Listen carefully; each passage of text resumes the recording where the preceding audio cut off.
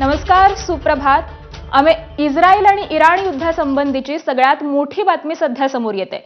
अमेरिकेने देखील यामध्ये प्रवेश केला आहे. अमेरिकेने इराणच्या 3 आण्विक तळांवरती हल्ले केलेत.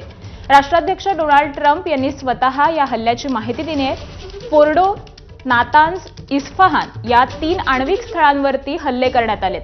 हल्ले करून आमची विमानं परतली आहेत असं डोनाल्ड ट्रम्प यांनी माहिती दिलेली आहे. आता शांततेची वेळ आहे, इराणनं युद्ध थांबवावं असं देखील ट्रम्प यांनी म्हटलंय. त्यामुळे इस्रायल आणि इराण यांच्या युद्धामध्ये आता अमेरिकेने देखील प्रवेश केलेला आहे. अमेरिकेने इस्रायल आणि इराण या युद्धामध्ये प्रवेश केलाय. इराणच्या 3 आण्विक स्थळांवरती हल्ले करण्यात आले. अमेरिकेचे अध्यक्ष डोनाल्ड ट्रम्प यांनी स्वतः या हल्ल्याची माहिती दिली आहे.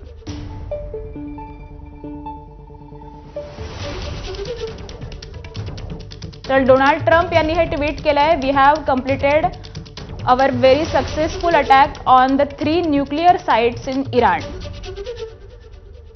डोनाल्ड ट्रम्प यांनी हे ट्विट करून संपूर्ण जगाला माहिती दिली आहे. फोर्डो, नातान्स, इस्फहान या 3 आण्विक स्थळांवरती हल्ले करण्यात आले.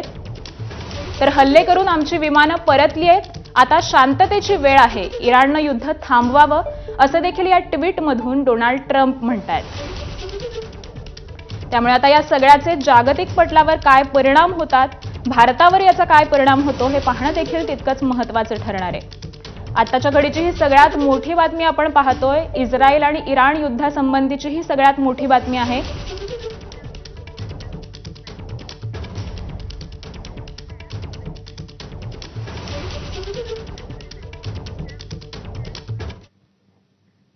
या बातमीवर आपलं लक्ष असेलच. तुर्तास पुढची बातमी पाहूयात. राष्ट्रीय भीमसेनेचे अध्यक्ष आर पांडियान यांच्यावर ऑफिसवरून घरी जात असताना चेंबूरमध्ये जीवघेणा हल्ला झालाय. 3 अज्ञातांनी